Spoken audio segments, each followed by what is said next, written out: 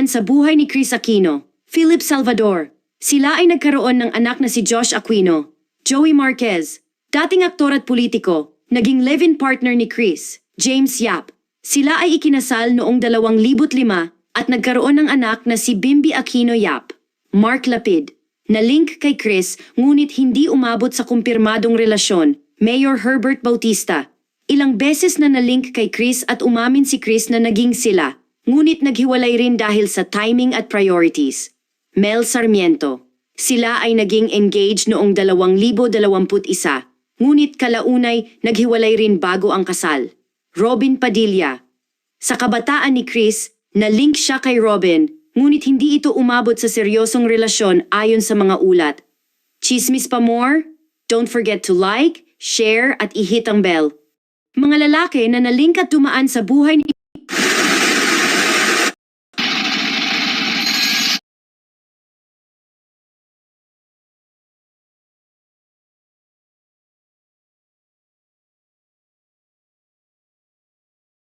So, Secretary Balisacan, from your point of view, having worked with Tonight, new protests and Magandang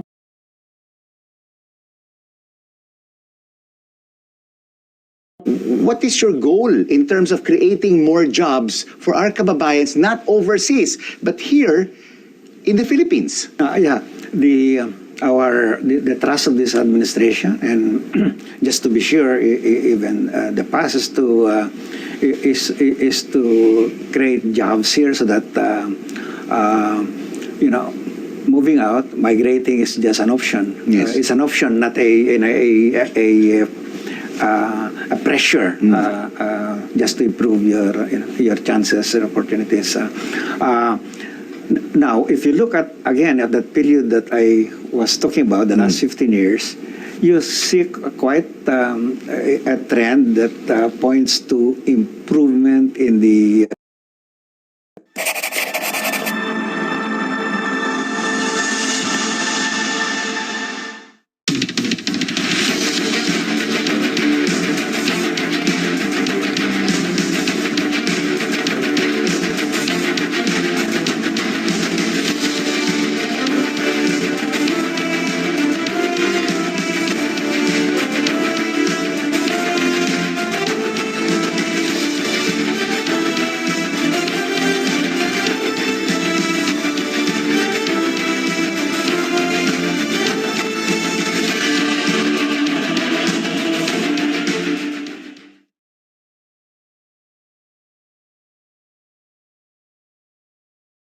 After 4 years, we're thrilled to announce our brand evolution to Boostero.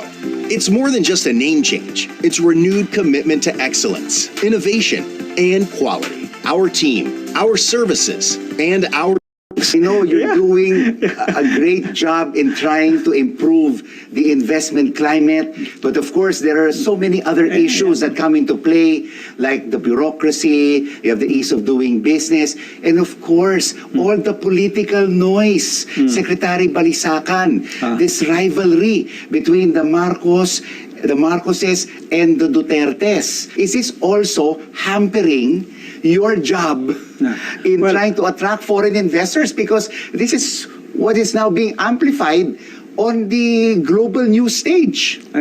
Okay, I have a little, quite a different perspective on that. I think my view, looking at the economy over the long haul and experiences of other countries, is that what is crucial is that your economic policy remains stable.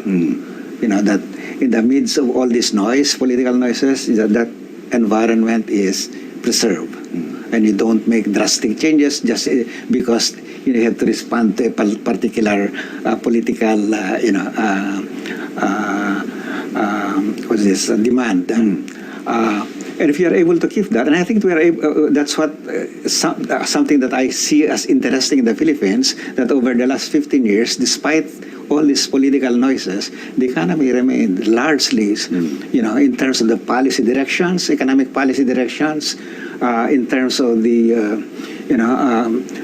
things that really matter to public. That doesn't say we haven't reversed a policy direction from an economic perspective. So, what is your goal in terms of creating more jobs for our kababayans, not overseas, but here in the Philippines? Yeah, the trust of this administration, and just to be sure, even the past is to create jobs here, so that moving out, migrating is just an option. Yes. It's an option, not a pressure, just to improve your chances and opportunities. Now, if you look at that period that I was talking about, the last 15 years, you see quite a trend that points to improvement in the labor market. You can see that in the indicators on unemployment. Unemployment has continued to decrease. The underemployment, which is a measure of of the quality of the labor market, it also continued to decrease. Because we need to create quality jobs. 18% to reduce underemployment. The quality of jobs can improve only if you get investment.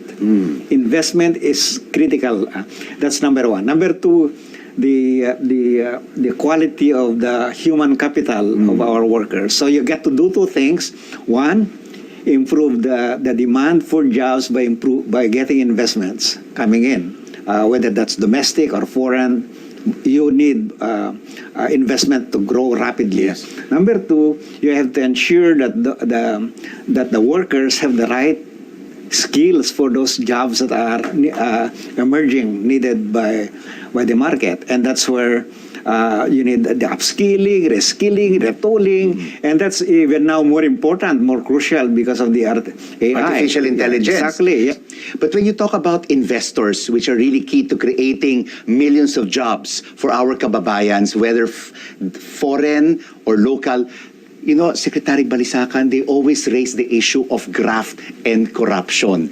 And some NGO groups are saying that out of the more than 6 trillion pesos that we have for the budget, around 30 to 40% of that goes to corruption. How can this be resolved? How can this major problem be fixed? Because a lot of that can go to our kababayans and to the general services for our people. Yeah, it takes a whole of society approach to address that issue. It's not just the executive branch. You need to get also the legislative, the judiciary, and the whole of society, even as individuals, private sectors. Secretary, a lot of problems on your plate when it comes to managing the economy. Is it a 24/7 job? Are you on call all the time? Well, it's when you accept this a reform advocate at that, so it's an opportunity, it's a privilege, and we have to make it the best